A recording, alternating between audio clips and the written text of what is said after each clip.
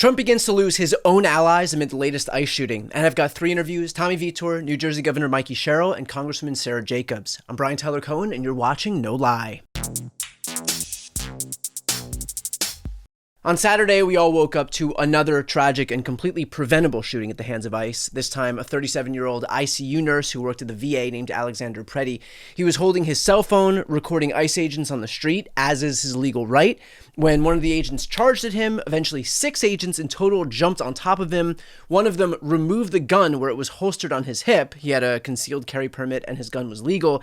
And only after his gun was removed was he shot multiple times and killed. The evidence is as clear as day. There are no grainy videos or images that Trump administration officials can point to muddy the waters, which of course isn't stopping them from calling Preddy a domestic terrorist, but it's falling on decidedly deaf ears. In fact, I include a number of people on the right in that statement. According to one of Donald Trump's U.S. attorneys, Bill Asaley, he said, if you approach law enforcement with a gun, there's a high likelihood they will be legally justified in shooting you. Well, the NRA responded to that, writing, "This sentiment from the first assistant U.S. attorney for the Central District of California is dangerous and wrong. Responsible public voices should be awaiting a full investigation, not making generalizations and demonizing law-abiding citizens." The group Gun Owners of America responded, "We condemn the untoward comments of U.S. Attorney Bill Asaley. Federal agents are not highly likely to be legally justified in shooting concealed carry licensees who approach while lawfully carrying a firearm. The Second Amendment protects Americans' right to bear arms while protesting, a right the federal government must not infringe upon."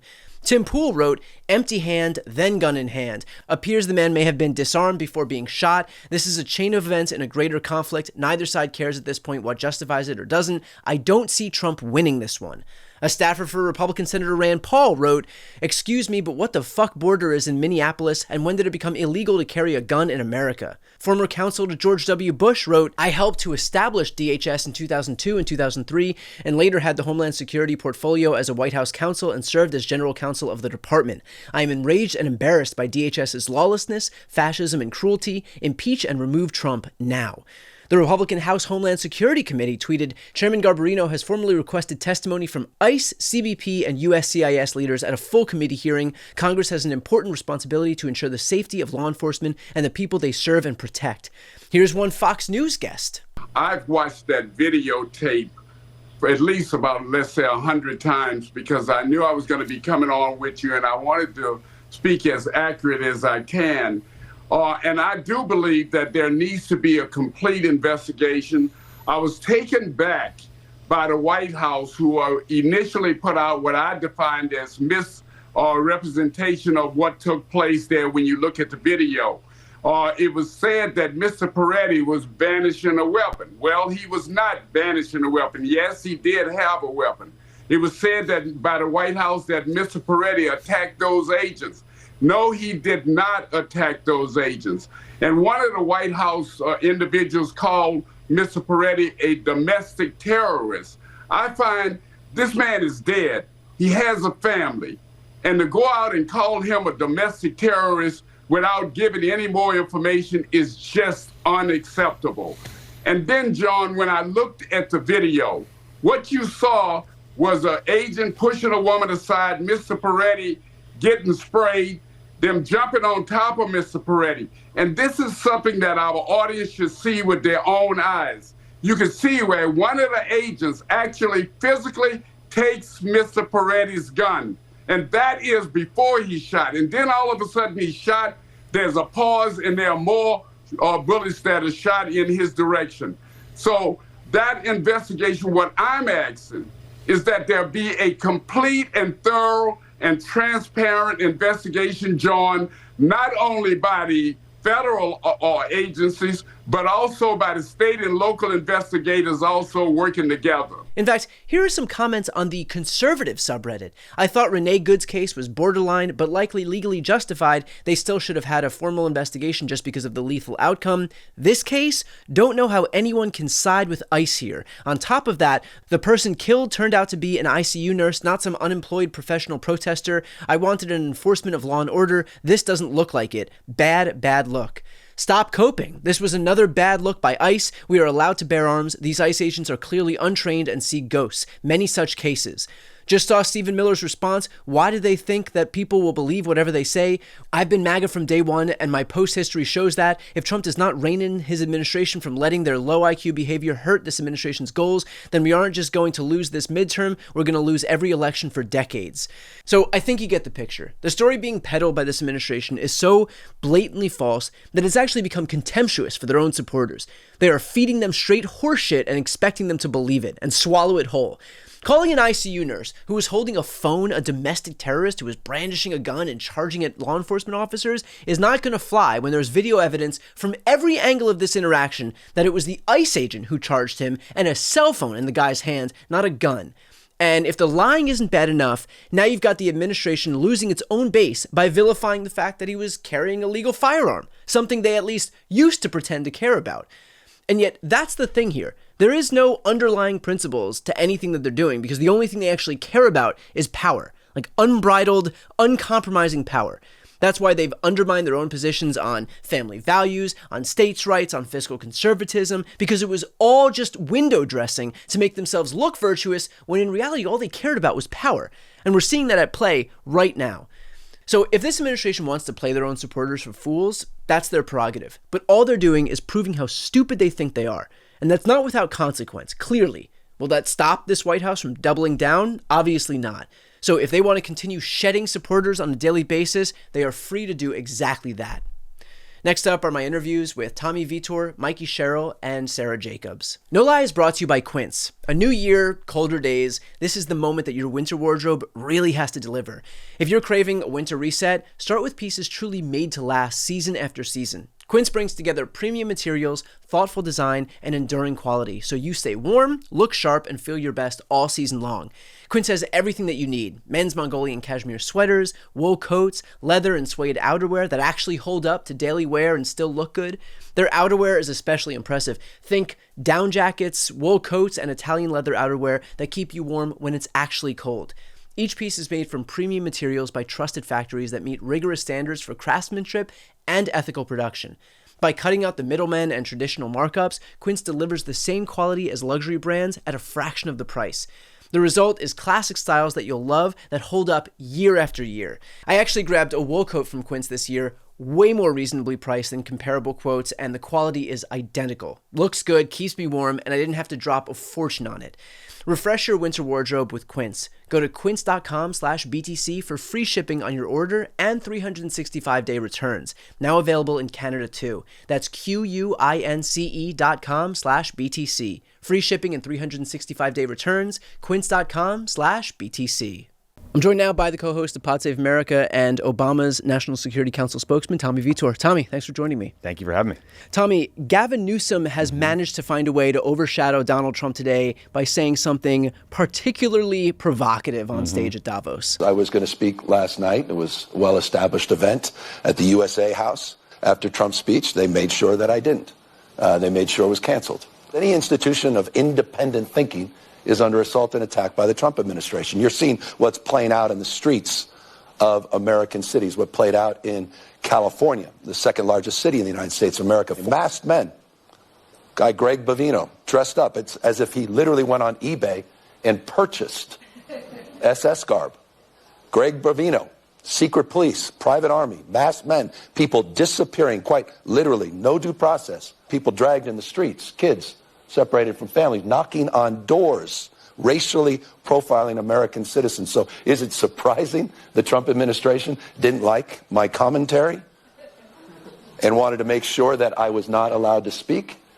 No. So I want to talk about one thing in particular, and that is this idea that Greg Bovino, who's in charge of CBP, he showed up in this garb, and I'm going to put the side-by-side right here on the screen of what Bovino looks like and what, like, SS officers in the 1930s and weird. You know, who were serving under Hitler looked like. And so for an administration that's so focused on optics as this administration is, an administration so focused on marketing as this administration is, as they have this like propaganda camera team following ICE on a daily basis, why offer up these optics if it's inevitable that people are going to draw those comparisons. Yeah, I mean, they're trying to claim that like he's had this jacket forever and it was issued to him since 1930, 1941. Since 1941.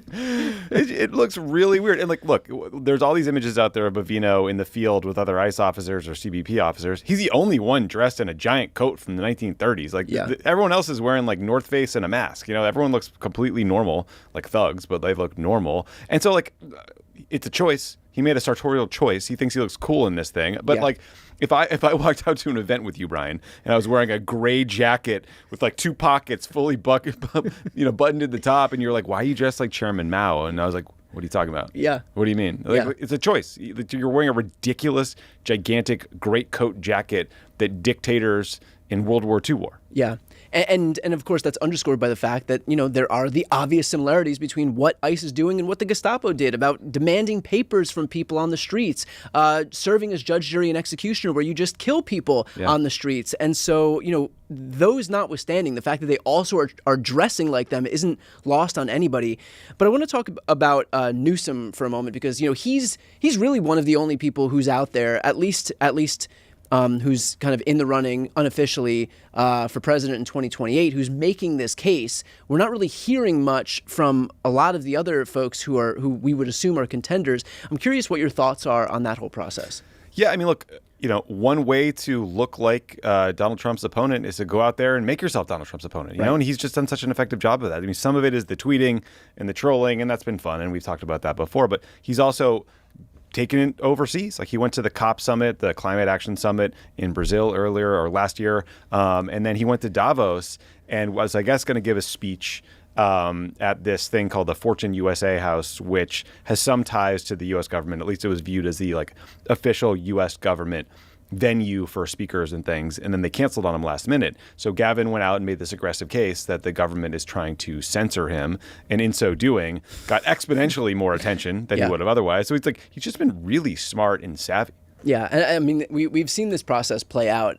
You and I had spoken offline about this idea that when Barry Weiss tried to kill the CCOT story on 60 Minutes, all it did is draw way more eyeballs to the CCOT story on 60 Minutes. And they accidentally aired it in Canada. And they aired it in Canada, and ultimately there was so much pressure that they had to air it in the United States anyway. And so a story that would have just kind of come and gone like a fart in a hurricane instead garnered all this attention. But look, I think also what's important to note as far as the Newsom stuff is concerned, and this doesn't just have to do with Newsom. I think the same goes for any candidate. Is like, I think of this moment right here that we're in as the audition for 2028. And Definitely. So if you're not willing to put yourself out there at a time where the country desperately needs it. I mean, watching ICE agents serve as this secret police force killing people on the streets, watching an unburdened, unbridled president declare war on NATO allies and try to annex our friends.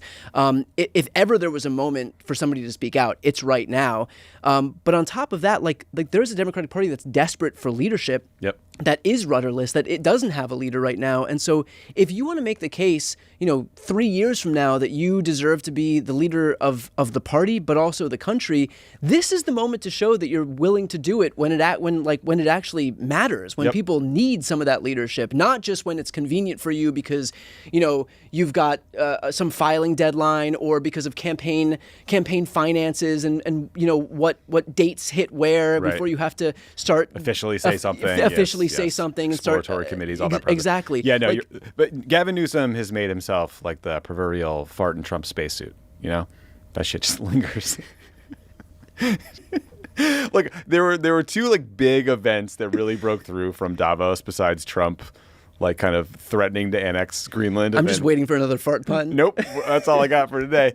And then kind of climbing down from his own remarks. It was Gavin Newsom kind of punching back, as we saw there. And then it was Mark Carney, the Prime Minister of Canada, who was like, everyone wake up. The international order as we knew it is over. We got to fight back. And you know what? The people who recognize that, everybody unanimously understands that is the right approach. And so there is no excuse for the rest of the people, whether it's other European countries who are still engaging in this practice of appeasement, or frankly, other Democrats in the United States who think that the way to get something from Donald Trump, is to capitulate to him, or non-Democrats, whatever, anybody in the United States who thinks that the way to get something from Trump is to capitulate to him. He's shown with how he's comported himself surrounding ABC News that that's not the way. You don't buy yourself any goodwill. CBS did the exact same thing. They paid him $16 million. Now he continues to shit on them on a daily basis. And the other day, the new CBS evening news anchor, what's his name, Tony DeCopel? Yeah. He did an interview, and then you read this, Caroline Leavitt, the White House press secretary, was like,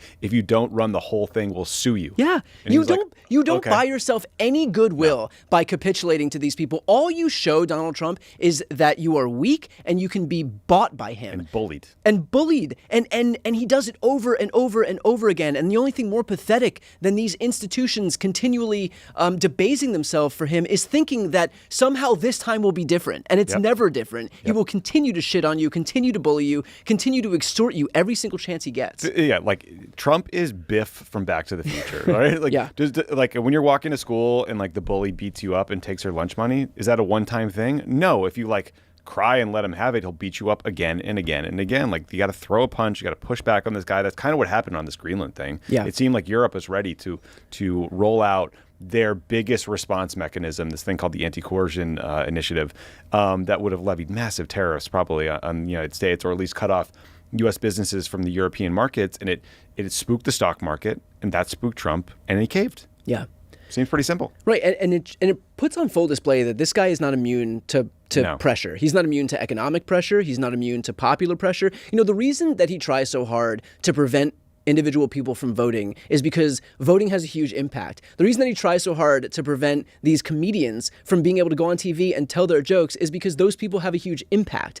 Like, that's why he's making such a concerted effort to suppress votes, or to silence people, or to weaponize his FCC, or to use the DOJ to make sure to prosecute his political opponents, be it Jerome Powell, today Jack Smith, James Comey, Letitia James. It's because he knows the power that these individual people have by virtue of speaking out, and so he has to do anything he can to just chill that speech or censor them or whatever it may be. And it's an important point, because he will go to the ends of the earth to punish these individuals, and if no one stands with them, they are just alone. Like, we have this collective action problem where like everyone's cowering in fear. Yeah. No one wants the eye of Sauron of Trump like to be on them for that moment. But if everyone just kind of like quietly looks away and ignores what's happening, we're all going to get hit eventually. Like, this is coming for all of us. You're not going to avoid this wave that Trump has brought. I mean, this crackdown is insane. It's unconstitutional.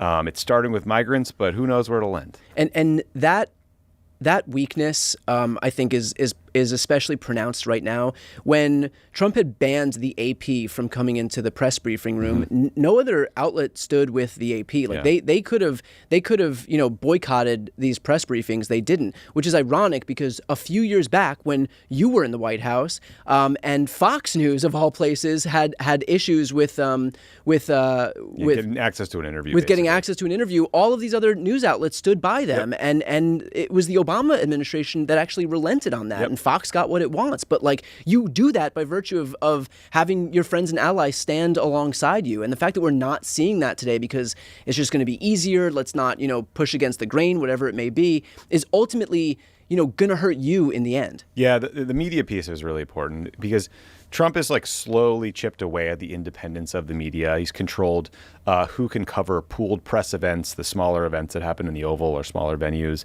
We've also seen over at the Department of Defense, they basically tried to force them to sign rules that would have essentially criminalized the job of being a reporter. So all those reporters had to walk out. And like, the reporters over at the Department of Defense are doing an amazing job from outside the building. But, they will have an erosion of access. They won't see people in the hallways. There will be less serendipity. And then over at the White House, Donald Trump does a press conference, and every third question is from like My Pillow, podcast or something, and it's like, why are you so great, sir? Like North Korean state media. Yeah, North Korean state media is like, how cool is Bavino's coat, sir? Yeah. And it's just like, fuck. I mean, it's just a steady erosion of any opportunity to hold this guy to account. Yeah. Well, now we have Nick Shirley, who's learning 3-syllable words in real time as he's become the top reporter on the right, benevolent and. It is wild. I obviously greatly support independent media. And by the way, if you want to support independent progressive media, please subscribe to Brian's channel. Please subscribe to Pod Save America, because we're out here trying to report the news, try to bring you guys facts, try to do it from a progressive point of view. And it really matters when you follow us, because if you don't, people are going to find Nick Shirley's bullshit and the Daily Wire and TPUSA, right? So please give us a follow. It's free. But, the way an independent journalist like him can come along, report something that seems salacious but is kind of complicated, and then Elon Musk can juice that story so it's the most viewed thing ever on Twitter, not on the merits, not because it was exposed something particularly new. Like the fraud issues in Minnesota are real. They've been reported on. Like there's all kinds, and they've been prosecuted since 2022. Yeah. Anyway, it's just we are living in a very rigged media environment in favor of Donald Trump, and it just got worse today. Actually, I mean, I think there's about to be a forced sale of TikTok's U.S. components to a bunch of Trump fans and donors. Yeah, and we've seen the consolidation of the media. I think that's one of the most dangerous and most underreported stories, because even as Trump continues to engage in all of this extrajudicial and overtly illegal, unconstitutional behavior and action, if nobody knows about it, it's like if a tree falls in the woods, exactly. So we've lost CBS. CNN is on the chopping block because that's possibly up for sale to the same entity that the same consortium that David Ellison is involved in. TikTok obviously is a huge problem, and ironically enough, that's one of the most progressive skewing outlets, social media outlets that we have, because it's so young. I mean, the way that we're seeing this whole media space skew to the right, ironically enough, under this pretense that all media is too liberal, and so they're unfairly being criticized, is just going to become more and more dangerous as they control more information and as they control more algorithms. And we've seen that the Mark Zuckerbergs of the world are willing to kowtow to Trump. Yep. Jeff Bezos is willing to kowtow to Trump. We've seen that the folks at TikTok are willing to kowtow to Trump. And as he puts more pressure, and to your exact point, as fewer and fewer other outlets, other companies stand by the people who are targeted, it's only going to be a matter of time until every single outlet falls. Yep. So again, that underscores the need for independent outlets right now to step up and fill that void, so that we're not just seeing the Barry Weissification of all media. Yeah, and in some ways, look, the Barry Weissification thing is very frustrating. You hate to see an incredible establishment media property like 60 Minutes atrophy the way it is. Yeah. But in other ways, it's that's kind of the last battle. It's more what you're talking about, these new independent media sources and the way these algorithms are being juiced to support one side or the other. Because the greatest problem in politics for candidates is, for every freak like us who reads about politics every day, there's way more voters who maybe consume a couple hours of political news a month. Sounds so healthy. It must be really good for you. I can't imagine not having to ruin my day within the first 4 seconds of being awake by opening up Twitter. You're he pardoned who? What, crypto what? And so reaching those people, if any of those kind of low information casual voters heard that Donald Trump pardoned the former president of Honduras, who had been convicted of trafficking 400 tons of cocaine to the United States, I think they'd be pretty upset about it. Yeah. But odds are they'll never hear about it, because Donald Trump does something outrageous every 3 hours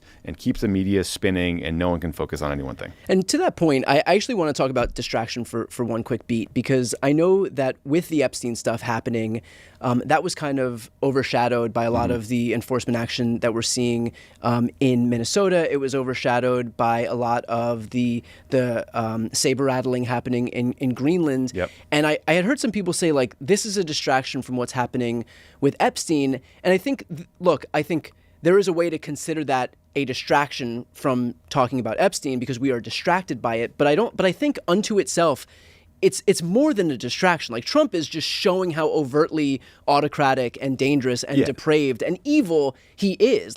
When you have these actions where he is blowing up the world order so that he can invade and annex a sovereign country and one of our own NATO allies, that's not just a distraction. No. That's basically saying, don't pay attention. He's trying to distract you from this murder by murdering somebody else. They're both bad, and they can stand on their own 2 feet. And so I don't want to diminish the danger of of what he's doing in Greenland and what he's doing with ICE by just reducing it to a distraction, because I think on its own 2 feet, it's also just as bad and just as worthy of condemnation. Now, that doesn't mean that we can't also talk about Epstein and keep that in the zeitgeist and discuss the fact that he's engaged in a cover-up, but it's not just a distraction. Yeah, look, if all this Greenland stuff was just designed to be a distraction from the Epstein files, then he was distracting from a story to another one that pulled even worse. Correct, 90% of voters were like, we should not invade Greenland. And so what I think it's not a distraction as much as it's just a strategy. Like, Trump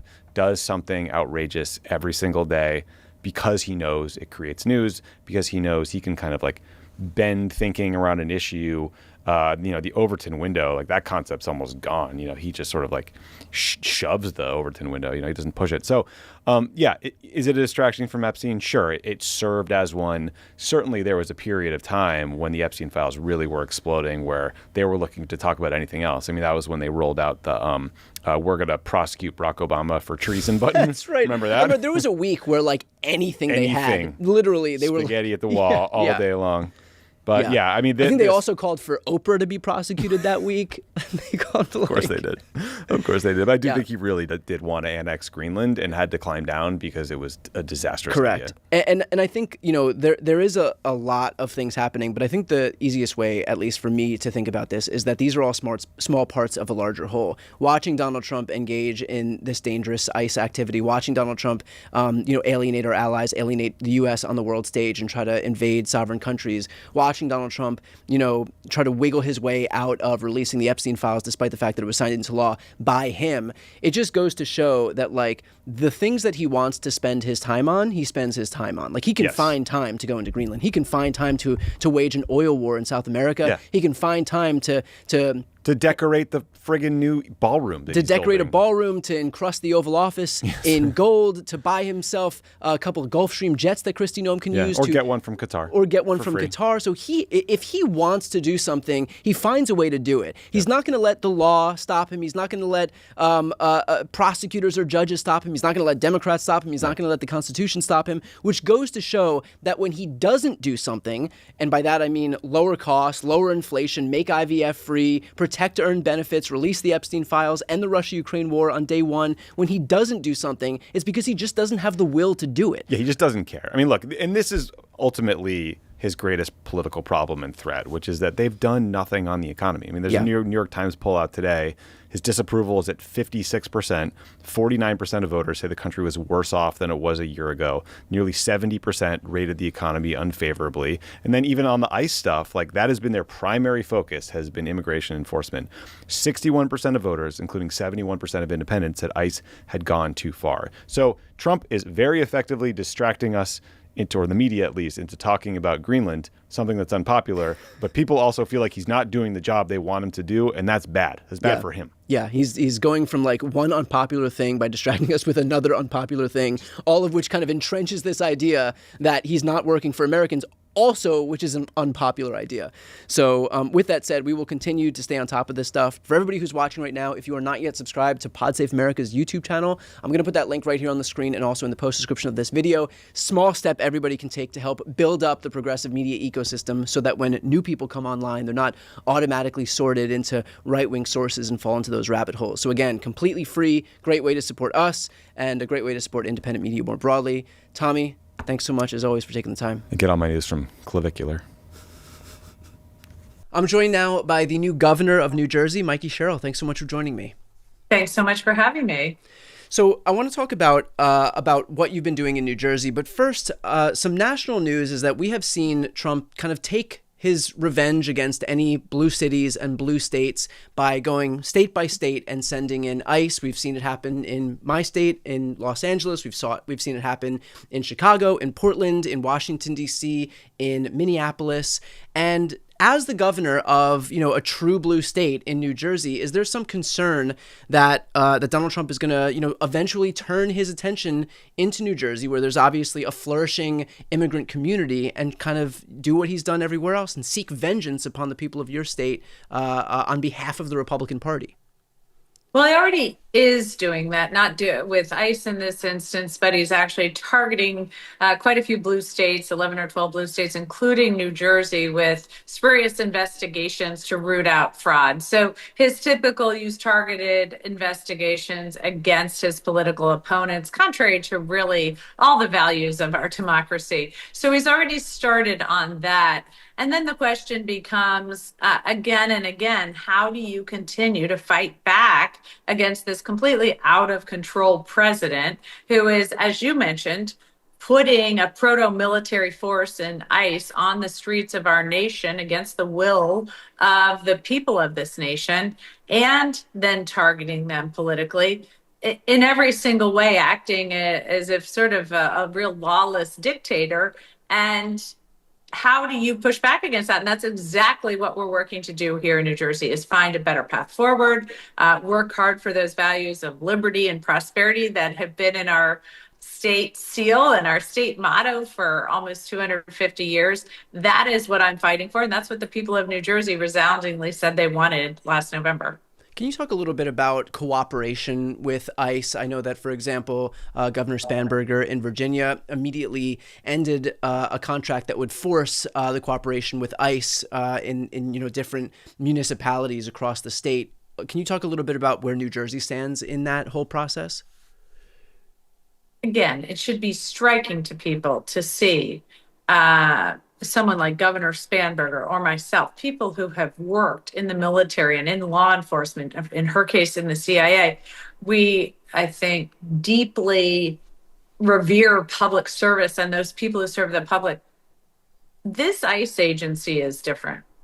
This president is really putting together his private militia. I've been flagging this for months now as we started to see them on the streets with masks and no insignia, acting outside the purview of their duties. We've seen it as they've picked up people who are here legally, and yet they refuse to allow them to prove that. We've seen it as he's put ICE agents in areas not to keep the peace, but to actually incite the people of that state in a maneuver to attack them politically. And so to see someone like Abigail Spanberger, who's former law enforcement herself, come in and say, we are not working with them. They are that bad. To see someone like her, who has a lot of federal workers in her state, to say we cannot work with this federal agency. Certainly here in New Jersey, we have the Immigrant Trust Directive, which I will continue to carry out to ensure that our public safety officers, our police officers, are acting in the interest of the public. So I want to switch over to a little bit about what you've done in just the few days that you've been governor of the state. Can you talk about the first state of emergency that you've declared? Yeah, so I said, I made a commitment during my campaign as I was focused on lowering costs immediately, that the minute I got in office, I was going to declare a state of emergency on utility costs, freezing rate hikes, and then working over the long term to drive down costs by expanding power generation. And I stopped in the middle of my inaugural address to do just that, to sign these two executive orders, which will do that, because I wanted people to know I was every bit as fed up with business as normal and the status quo. I was going to get to work. I was going to hit the ground sprinting and make sure I was addressing those key needs right away. So we did just that. So can you talk a little bit about the extent to which renewable energy is going to be a part of, this whole energy infrastructure that you're looking to deal with in New Jersey, especially in light of the fact that Republicans have really just completely turned their back on renewable energy being any facet of this formula moving forward? Well, certainly it's noteworthy that we were moving forward in all kinds of power generation here in New Jersey and across the country. And part of the reason our rates are so high is because a lot of the oil and gas companies spent about $250 million on Trump's campaign, and he rewarded them by shutting down a lot of other power generation. Because again, he's always focused on lining his own pockets at the expense of the American people and our costs going up. So I am focused on all the above generation, bipartisan, meaning that we are going to expand solar and battery generation immediately. That's the cheapest, easiest way to do it. We have about 40% of our mix, which is gas generation, but some of them are older. We're modernizing that to drive down carbon emissions and increase efficiency. And then over the long term, nuclear power generation to build out our power needs. We would love to move into other ways to drive down costs like wind power, but the president has stopped all of the federal wind farms and the land and the leases so we could move into that. So again, costing New Jersey ratepayers a lot of money as he is picking his friends over the people he should be serving. Were there any projects that New Jersey was involved in that were stopped mid-build when he decided to do that? Yes, we were we were still moving ahead on one wind project that because he wouldn't give us the federal leases, we had to stop. So we have now moved to fixing some of our transmission across the state so we can get more power into the grid, move to solar and battery storage, and moving long term to nuclear, as I mentioned, modernizing that gas generation to drive down carbon emissions. And then we are also taking on PJM. That's our grid operator, which is really, again, favored some of the dirtier fuels instead of getting new clean power generation into the grid, driving up costs for everyone. And so I've already been working with Governor Shapiro and Governor Moore on how we are going to better hold them accountable. And is that something that you have oversight over at the state level? Like, are you able to tell the grid operator the cap that you want dirty energy to be in terms of the formula, in terms of the total combination of different energy sources? So we are able to tell the grid operator our expectations, but again, PJM, the real threat is pulling out of that grid. And so should PJM decide they are not going to run the grid in a way that's going to drive down costs for everyone and drive down carbon emissions, then in concert with other states, we may make some choices about how we're going to manage our grid, and that might not include PJM running it. Okay, got it. Now, what are broader goals for your administration that, you can look back years from now and say, if this was accomplished, then this administration was a success, or vice versa? If I can ensure that we are better holding BPU accountable, or we are better holding our utility companies accountable. The BPU, the Bureau of Public Utilities, has been charged by my executive order with looking at the business model of our public utilities. We know they've made billions of dollars while the ratepayers have paid more and more and more. If we can get a better business model in place, if we have our grid operator that is more quickly putting power into our grid, especially the clean, renewable power that we want, if we have already gotten to work on a nuclear plan that is going to add power to our grid, along with, of course, as a baseline, growing out our solar, battery storage, and other new ways of generating power. If we are doing that, that is going to be successful.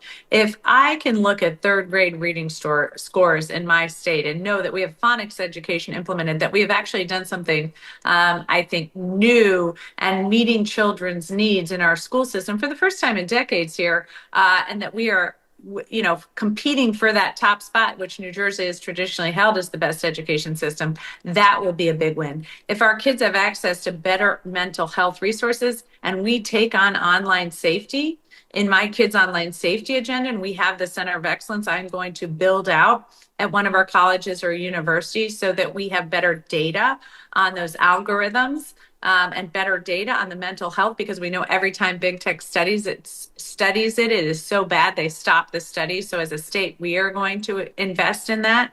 That will be a success. And if the people of New Jersey who want to start a small business, want to get a real ID, want to engage in any way with our government, feel really well served, if they feel like the interaction they've had with state government, in that interaction that they know every single person in my administration is truly there to serve the public, which I believe is a really noble calling. If they feel that kind of service, if they know that in New Jersey, their government cares deeply about them, that'll be a huge win to me as well. So I want to switch gears a little bit here. I spoke with Governor Moore from Maryland just a couple of days ago. He announced the introduction of an 8-0 map, and that was passed by the GRAC, the Governor's Redistricting Advisory Commission. Similarly, in Virginia, we're speaking about Governor Spanberger. In Virginia, they're looking to put forward a 10-1 map. That's obviously in the aftermath of California passing its own map, and all of this is in response to what Republicans have done in Texas, in Missouri, in North Carolina, in Ohio, and now in Florida. So in the event that that New Jersey, the legislature reconvenes and has the opportunity to redraw maps in New Jersey, is that something that you've seen any interest in from legislators?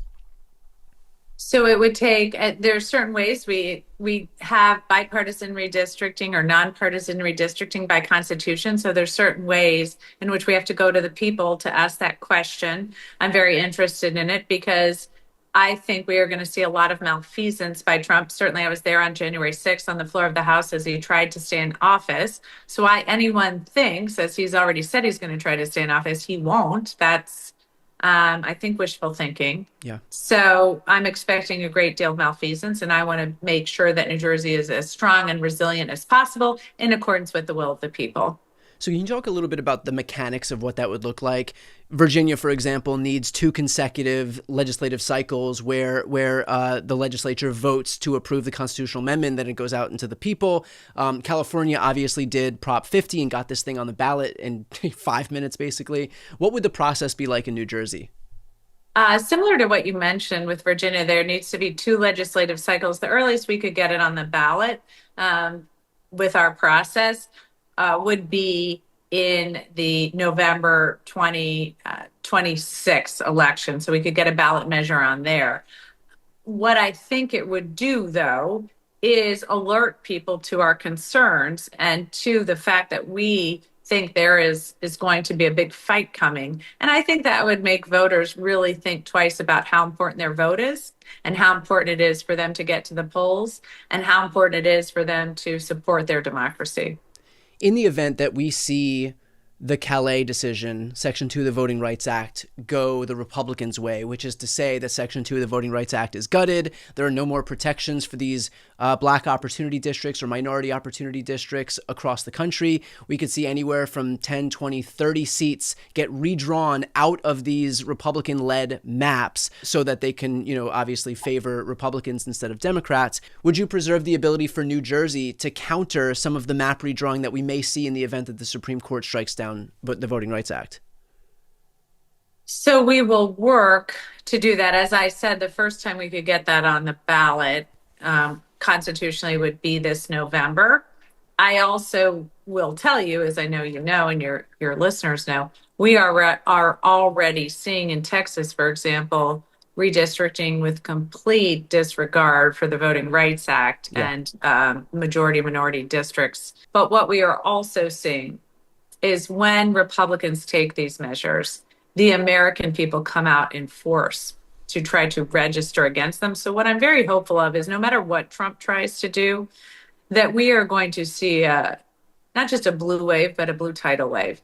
And I say that with some level of hope here, not just wishful thinking. I think there's a good chance that's where we're headed, given what I saw in my election. So there were only 2 statewide elections in the entire nation in 25. And what we saw were huge swings in New Jersey, huge swings, 22-point swings, for example, for heavily Latino populations. We saw swings. We saw urban Black voters coming out to vote in a force that we haven't seen in probably over a decade. We saw, I want a generally Republican county. We won it for the first time since Watergate. We saw the traditional white working class men come home a little bit. Not all the way, not what I'd like to see. My grandpa was a union guy. It's a little offensive to me that I work my butt off for union guys and sometimes they vote the other way. So, trying to get those guys back. But we are seeing I would say, the traditional Democratic coalition of working people, which I think is our strongest coalition, coming together, and then some of the new coalition, suburban women, for example. We are seeing that coalition really strong. I saw that in 25, and I think that the ability to grow that has only increased since then. So in 26, I am anticipating that there is not much Trump can do other than not count votes, which is possible with him, to hold on to the House. All right. Well, we will leave it there. That seems like a good place to leave off. Governor Sherrill, thanks so much for taking the time. Thanks for having me. I really appreciate it. I'm joined now by Congresswoman Sarah Jacobs. Thanks so much for joining me. Thanks for having me. So you were part of a congressional delegation that went to Denmark to discuss all of the news happening right now as Donald Trump saber rattles about annexing Greenland. And I want to talk about that in a moment. But first and foremost, I want to get your reaction to some new news. And this is a sense that Donald Trump has, in a way, capitulated. He made some big pronouncement about concepts of a future framework that may happen at some untold point in the future. So it reads very much like there's not going to be some imminent annexation of Greenland, and as a result, no tariffs. And so that this seems to be quelled for the moment. Can I have your reaction to that news? Look, if this is really an off-ramp that he's taking, then I'm very happy for that, because the idea of annexing Greenland makes no sense. But from all of the public reporting we've seen about this framework, it doesn't seem like we're getting anything that we wouldn't have already gotten from the existing treaties that we have in place with Denmark. And so all of this saber rattling, all of this lack of trust with our allies. You know, when I was there, I heard from Greenlandic families who told me that their kids couldn't sleep. We've seen world leaders start to call out how they no longer trust the United States as an ally. We saw the biggest protest in Danish history against the United States while I was there. All of that appears to be so that we could get something that we already would be able to get under the existing frameworks. And this is classic Trump, right? He sets the fire and then he claims to put it out and wants to get credit for it. Yeah.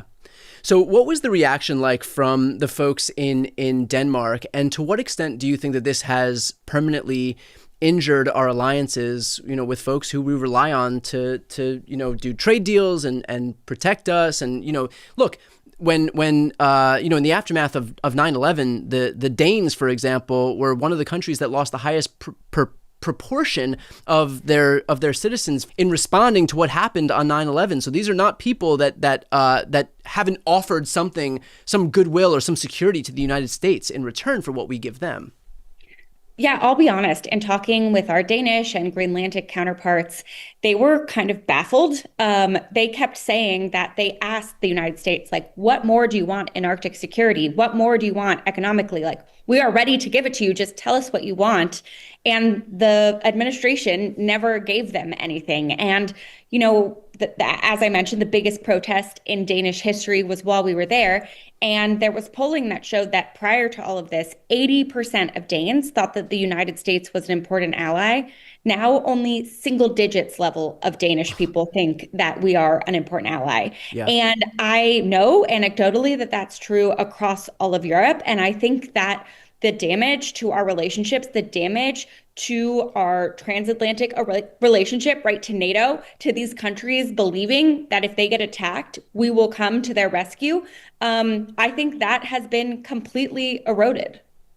To what extent do you think that, given the fact that there was no response from the Trump team on what else they can do to bolster Arctic security, to what extent do you think that this was then just a vanity project for Trump so that he can look at a map and say, look, we expanded American territory. That's because of me, dear leader? It was 100% a vanity project. There is literally nothing that will be getting now that we couldn't have gotten under existing treaties. And in fact, it would have cost a lot of money to get nothing, right? The Danes subsidize Greenland by about $1 billion a year. That's $1 billion we would have had to take on. They have Arctic capabilities that we don't have. Not to mention that one of the people I was traveling with was Lisa Murkowski, the senator from Alaska, and she will tell you that we don't even invest enough in the existing U.S. Arctic and the Arctic security that we need in Alaska, let alone adding on Greenland now when we're not already making the Arctic security investments we need.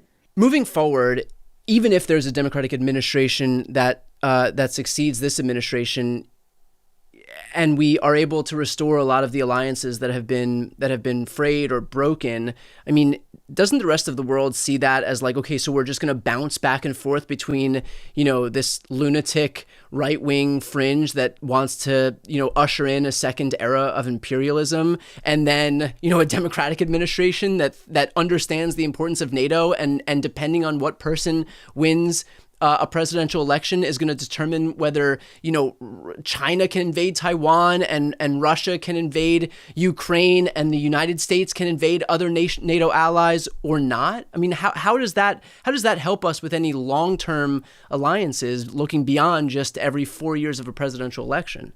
No, that's exactly right. I don't think anyone in the world will agree to make a deal with the United States that's longer than 4 years because they just don't believe that any deal will actually be implemented longer than 4 years. And that's true now. And it was true in Trump's first administration when he pulled us out of the Iran deal that had been painstakingly negotiated, not just with Iran, but in partnership with our European partners and allies who were part of that deal. And so I am very worried about what this means in terms of how our allies will trust us, how much hedging they will do.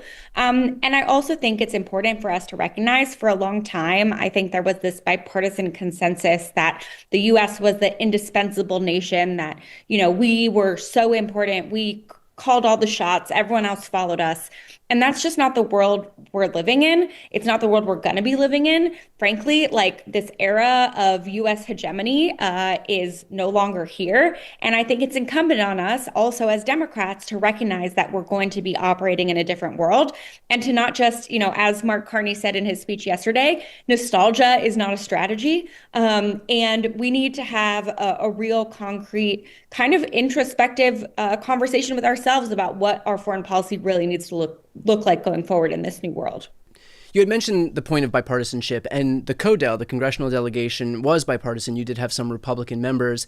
How important is that aspect of it? Or are these Republicans just some tiny minority, to give kind of a veneer of bipartisanship when the reality is that the rest of the Republican Party is perfectly content to sacrifice their firstborns if that's what Donald Trump demands of them?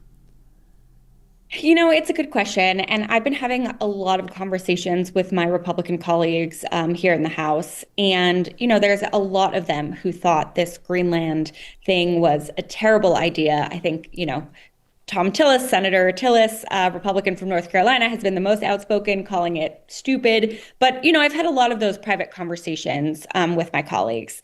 The problem is, for my colleagues here in the House, it takes quite a lot to get those private conversations they'll have with us into actual, real, concrete action. And a lot of what we heard was, well, after he invades, we'll do something. And, my point to them was, after he invades is too late. Right. We need to be working now to prevent that from happening. And even the idea that we will or will not be invading an ally based on the whims of a single person is deeply problematic, right? The Constitution, Article 1 of the Constitution, gives the power to declare war and peace to Congress because the founders knew that this was too important of a role for one person to be responsible for. And the idea that like tariffs, yes or no, will he, won't he, invasion, yes or no, will he, won't he, is the world we're all living in is actually the fault of Congress for not standing up and reclaiming our power to be the ones to make these decisions. Right, but that would suggest that Mike Johnson would actually assert his own autonomy, and as an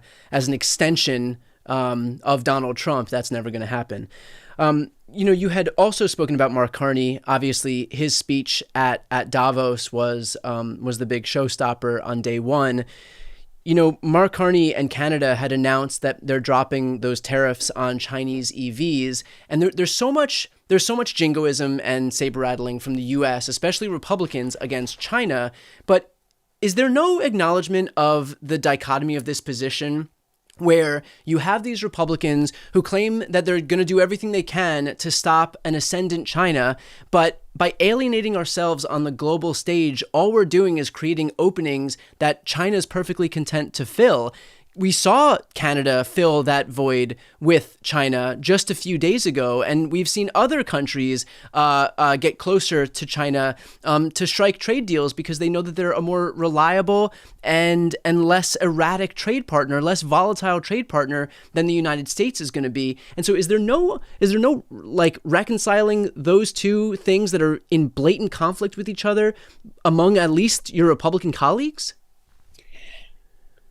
You're exactly right. And for a long time, China has said that we are an unreliable ally, an unreliable partner. That has been their main line of attack against us. And we're feeding right into that idea. And I can't blame our allies for hedging and for thinking that, they need to cover their bases because they can't count on us. I don't think my Republican colleagues have really thought that second order effect. And I think part of what's hard is that within the Republican Party right now, there is this sort of factionalism of the isolationists versus the hawks and the neocons. And I think some of it is that this is getting caught in that sort of internal fight. Yeah. But yeah, if what you care about is making sure that China doesn't rise, which I actually would argue that this whole frame of strategic competition actually leads us to do things that make us less safe. But if that is your position, which is the stated position of Republicans, then I think, you should be seeing everything that Donald Trump is doing through that lens and saying, this is actually not making us more competitive at all. I mean, even Trump himself invokes China and Russia as the whole rationale for doing this whole, purported Greenland annexation. We can't be neighbors with China and Russia. And yet all he's doing by virtue of alienating ourselves and hurting NATO, dismantling NATO. I mean, this would be effectively a death knell for NATO. If one NATO country invaded and annexed another, that's it for NATO. That's a wrap. But NATO is the only thing actually preventing some incursion on Greenland by China or Russia. And so he's the only thing that's preventing what Trump claims to want to prevent is the very institution that he's trying to destroy at this very moment. Well, and I think that goes to the point that Donald Trump doesn't care about, believe in, or understand NATO, because he, I think, truly believes that the only way the U.S. would protect Greenland is if we owned Greenland, not recognizing that the whole point of NATO is that if Greenland were to be attacked or invaded by Russia or China, the entire NATO alliance would come to its defense. That's the entire point of NATO. And so I actually think the idea that he's questioning whether or not NATO is enough to protect Greenland is itself throwing cold water onto NATO and then proving his own point that we need to own it, right? It's this very circular logic. But, even with all of the harm that Trump has been doing to these institutions, I think we also need to be clear that, this is not just a partisan problem, right? I would argue that living up to our values is how we are able to build these coalitions, and coalitions are what make us powerful. And, we saw with the Biden administration, with Gaza, with what's happening in Sudan, that a lot of partners around the world feel like we don't hold our friends to the same standards that we hold them to. And it makes them less likely to want to be in coalition with us and to pick our side when there are big international fights. And last question here on that point of coalitions. Is there some understanding, at least among the folks in Denmark that you'd gotten the opportunity to speak to, is there some understanding that Trump does not represent the vast majority of Americans, that there is a huge faction of us in this country who are as opposed to him as I'm sure they are over there? And in fact, the polling would reflect on this issue in particular. There was polling that from Reuters that showed 4% support for a military invasion onto Greenland. You can't get 96% of Americans to agree on what day it is. You could hold a banana in your hand and ask them to identify it, and you would not get 96% consensus on that. But for 96% of Americans to come out and disagree with this idea of invading or using military force to go into Greenland, that makes it pretty clear where we stand. And so is there some understanding by the Danes that we are not a reflection of, this one guy in the Oval Office whose entire foreign policy is just that some errant synapse fires in his brain and then words fall out of his face?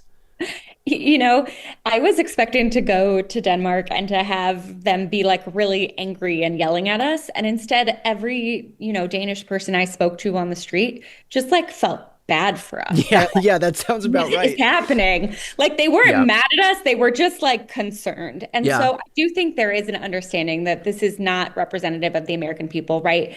The Americans do not want to invade Greenland. They do not want to spend reportedly $700 billion to buy Greenland, right? We would rather have affordable housing, universal childcare, all of these other things for that money. And I think they do understand that. And, they want to make sure that we are then doing what we need to do to make sure that that doesn't happen. All right. Well, we will leave it there. Thanks for your leadership on this issue, for going out there and representing the United States, so that the only representation isn't, whatever word vomit Donald Trump does on stage at Davos.